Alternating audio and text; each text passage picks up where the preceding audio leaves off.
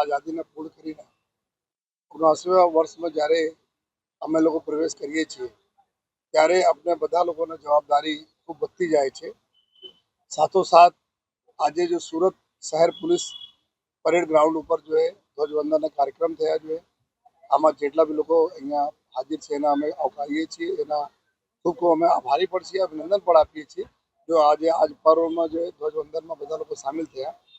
સુરત શહેર પોલીસ સદૈવ જે રીતે દેશ આગળ વધે છે, આપણા ગુજરાત રાજ્ય આગળ વધી રહ્યા છે, એમાં સુરતના બહુ જ મોટો એક ફાળો છે। અમારા એક આર્થિક રાજધાની તરીકે ઘણી બધી જવાબદારીઓ સુરતને છે અને સુરત શહેર પોલીસ એના માટે કટિબદ્ધ છે કે આપણે શહેરજનોના સુરક્ષિત રાખે અને સાથોસાથ વિકાસમાં હરણફાળ જો વધી કરી રહી છે સુરત શહેર, એના જો આપણા કોઈ પણ પ્રકારનો કોઈ તકલીફો નહીં આવે। અને આ બધાને ખબર છે કે જ્યારે ઓપરેશન સિંદૂરના આપણા ભવ્યશાલી એક જો સક્સેસફુલ એક ઓપરેશન ભારતીય સેનાઓ દ્વારા થયા, ત્યારે અમારા સુરત જિલ્લા બી એક સૌથી વધારે સંવેદનશીલ જિલ્લામાં હતા। ત્યારે આંતરિક સુરક્ષાની તમામ જવાબદારી જો પોલીસ ઉઠાવવી જોઈએ અને સંપૂર્ણપણે આપણે તમામ લોકોની સુરક્ષા સાથે સાથે આપણે એસેટના સુરક્ષા માટે ખૂબ જ સારી કામગીરી કરી। આપણા દરિયાકાંઠાવાળા વિસ્તાર છે, ઘણી બધી ઇન્ડસ્ટ્રીઝ છે, એના હિસાબથી અમે લોકો જવાબદારી ઓર વધતી જાય છે। સુરત શહેરમાં એક વર્ષના આપણા વાત કરીએ તો અમે આપણા નગરજનોના સુરક્ષા માટે જો ટ્રાફિક વ્યવસ્થા જો અમે લોકો આમાં સુધારા કરવા માટે સતત જો પ્રયાસરત રહીએ છીએ। આમાં આપણા જો સિગ્નલના સાથે આ વખતે આ વર્ષમાં આપણા હેલ્મેટના જે રીતે જો લોકો હેલ્મેટ પહેરીને દ્વિચક્રી વાહનો ચલાવે છે, આમાં એના જ પરિણામ રૂપે અમે લોકો જોઈએ છીએ કે 50-60% હેડ ઇન્જરીઝ ઓછી થઈ ગઈ અને ફેટલ એક્સિડન્ટ જો બાઇક ઉપર થતા હતા આ લોકો ઓછા થયા જોઈએ। તો એના માટે હું નગરજનોનો ખૂબ ખૂબ આભાર પણ માનું છું। સાથોસાથ અમારા બધા લોકોને કોઈને લહુ જો રોડ ઉપર નહીં બહે, આ દિશામાં અમે લોકો આવનાર સમયમાં બી ટ્રાફિક પોલીસ અમારી કામગીરી કરતા રહેશે।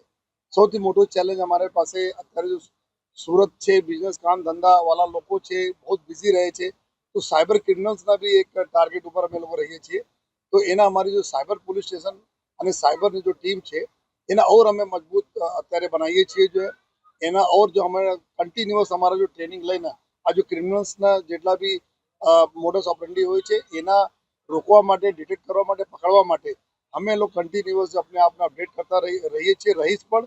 અને સાથોસાથ જો પોલીસ સ્ટેશનોમાં બી એક સાયબર સેલ ઊભા કરવામાં આવેલા છે, એને જ લીધે રાજ્યના સૌપ્રથમ જો ગુસ્સી ટોકનો ગુના અમે સાયબર ક્રિમિનલ્સ અમે લોકો બુક કરા તો આ સુરત શહેરમાં અમે લોકો કરા અને આ વર્ષમાં કરીબ 22 કરોડ રૂપિયા જેટલા જો માતબર રકમ જે સાયબર ક્રિમિનલ લઈ ગયા હતા, આ કોર્ટના માધ્યમથી એના લોકોને બી અમે લોકો પરત કરાવી જોઈએ।